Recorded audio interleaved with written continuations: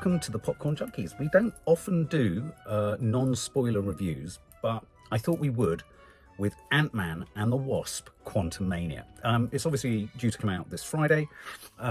We caught it at a preview. There's a lot of excitement about this because I think it's the film that heralds Phase 5, doesn't it, of the Marvel Cinematic Universe.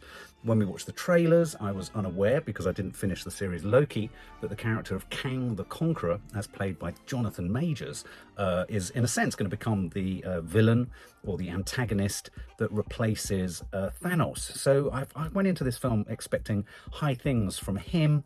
And yeah, just a little backstory. Ant-Man for me was a did it come out, the first Ant-Man, before Guardians of the Galaxy? I think, did it? I'm not too sure if it did, but it came, I felt it was kind of cut from the same cloth. It had Paul Rudd at the center of it, who's, one of the greatest comic actors. He's just brilliant, from Anchorman and all that sort of stuff. He's just very, very funny in that sort of deadbeat, straight-faced kind of way. I thought it was great. In the new Ghostbusters, for example, I thought the new Ghostbusters Afterlife was absolutely brilliant. I loved it.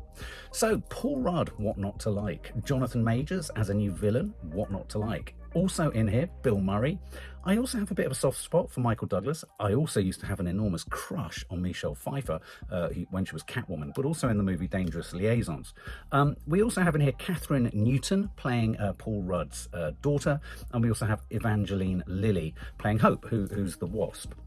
Now, I've said before, with the Doctor Strange and the multiverse, I'm not an enormous fan of films that are solely CGI, which is why I didn't really go to see Avatar. Maddie and Kiki loved Avatar, but I didn't go to see Avatar because I didn't want to criticise or critique a film that is, from the get-go, as I walked into the cinema, something that I'm just not particularly into, although the girls do say I should give it a try. So, wall-to-wall CGI isn't my thing. I think if there's any films that's done it successfully, it's Guardians of the Galaxy, when they've gone into that world. Because anyway, what I wasn't expecting with this film, and this isn't a spoiler, is that they would go into the quantum.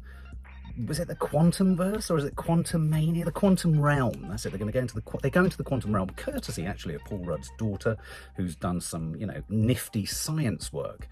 Again, without giving away what happens to various characters' arcs, they get trapped or they get caught in this quantum realm. Where they've been before, we've had Ant-Man there before. But the thing that I like about Ant-Man is the real world stuff, is the family stuff, is him being, a thief or a burglar, and him having done time, and him trying to get access to his kids, and all that kind of stuff. I quite like Ant-Man in the real world, just like I like Spider-Man in the real world. And Guardians of the Galaxy is never in the real world because it's out in space, isn't it? So that's what I liked about Ant-Man. And of course this film gives you that, but it doesn't give you a lot of that. And I think if there was one headline that I have to say about this film, and I want to talk about the things that I liked about it rather than the things I didn't like about it, I was surprised by the extent to which this film relied on CGI. And I am a believer that with all the best intentions, actors who are acting only in a CGI landscape, their performances have to be diminished or impacted somewhat. And so I think a little bit of that happens in this film. And that was a bit of a frustration and a little bit of a disappointment and more a surprise. But what I would say is, and we're going to do, when Nanny Di's seeing the film, me and her are going to do a spoiler review. There were lots of things in this that reminded me of lots of other things. This is very much, and this surprised me, the Marvel Cinematic Universe's Star Wars. There were so many moments, shots, setups, fights, shots of collective individuals, interiors, locations that were really reminiscent of some of those keystone scenes, those key moments, from some of the iconic moments from some of the, Star Wars films, the original Star Wars films. But established quite early on in the film is the character played by Jonathan Majors, and I'm a big Jonathan Majors fan. Last Black Man in San Francisco was my, was my discovery piece for him, and I know he's coming out in a new film. Does he play a kickboxer, a wrestler, or someone who's addicted to steroids or something? But apparently, whatever his next film is, people are very excited about.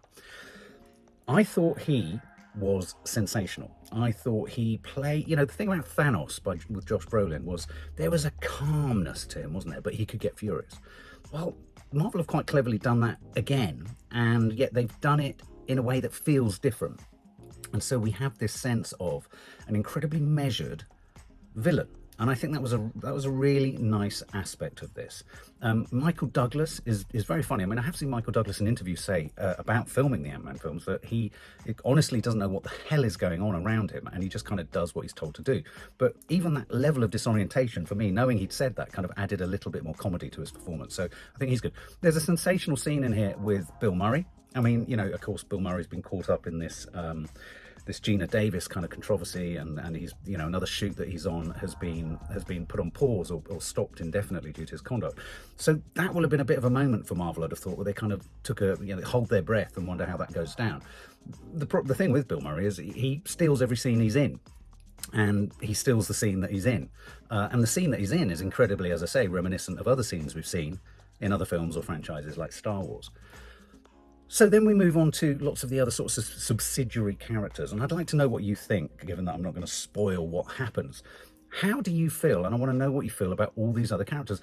A lot of the creatures in this, and a lot of the sort of individuals, or well, creatures, or aliens, or inhabitants, if you like, of this quantum realm, my feeling about them was that they weren't thoroughly thought through at the development stage. It very much felt like an aspect of an object was attached to an aspect of a sort of body, combined and then made to run. And then you had other things. I mean, there's a bit of comedy around one particular thing, which I thought was quite witty and quite funny.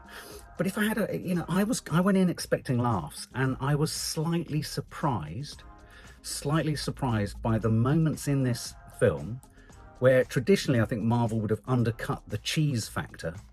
And I was expecting a sort of whip smart one-liner coming out of a few cheesy scenes, and there wasn't one, and so it played it straight. Part of me wonders, I mean, this has already got one of the lowest, the second to lowest Rotten Tomatoes score for a Marvel film. I would have to say it's my least favourite of the Ant-Man films, but I would have to say that I think they've done a really good job of establishing a supervillain who I'm kind of excited about seeing where he goes to. In terms of where Paul Rudd goes to and where Ant-Man goes to, I'm not entirely sure. I'm not entirely sure if this is going to be their last outing. I know the other films didn't do sensationally at the box office, and it was almost a bit of a surprise that the second Ant-Man film happened. Catherine Newton was very good. Catherine Newton as his daughter, I think a shout out to her. She gave it everything. I mean, she was almost on screen for as long as Paul Rudd, and so, you know, I felt the Wasp was a little bit sort of subsidiary to the main plot. But as I say, we're going to do a spoiler review over the weekend. And we can really unpack the bits we liked and the bits we didn't like. So if you get a chance to see it on Friday, we'll probably upload that on Saturday or Sunday. But yeah, I was just left wanting more. I was left wanting more, and I was left not having that sense of having had an entertaining time, or as entertaining a time as I was expecting. I don't know whether I went in with too high expectations. If you've seen it already, if you've seen it on preview or whatever, or if you see it on Friday, do let me know what you think. Let me know if you think anything I'm saying kind of rings true. And one other final thing I have to say.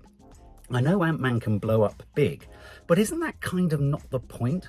One of the other things I liked about certainly the first film was the fact that he diminishes down, and there was some really inventive camera work and trickery. Just seeing Ant-Man move around real environments and encountering real kind of hurdles and traps and potential sources of danger in everyday objects and things. And so I felt that's been getting less and less from film to film. And even when Ant-Man was appearing as in a small part in the Avengers films, he was always big, and I don't want big. He's called Ant-Man. I want small, and so there's a little bit of that creeping in here. And the other character I have to give a bit of a shout out to here at the end was Corey Stoll's character of Darren Cross, who was the villain in the first Ant-Man. I think it was the first Ant-Man, or was it the second Ant-Man? I think it was the first Ant-Man. He's become MODOK, giant head, funny little limbs, and in fact, his performance, I think, is really good. And in a weird way, his narrative arc is one of the most emotional, in a sense, and also funny, very funny. Whenever MODOK is on the screen, you're going to get some laughs. Tell us what you think. If you've seen it already, please do share with us what you thought. And if you haven't subscribed to the channel, you can just subscribe to the Popcorn Junkies playlist and hit the notification bell, and you should be alerted whenever we do a review or a trailer reaction or weekly rushes or whatever.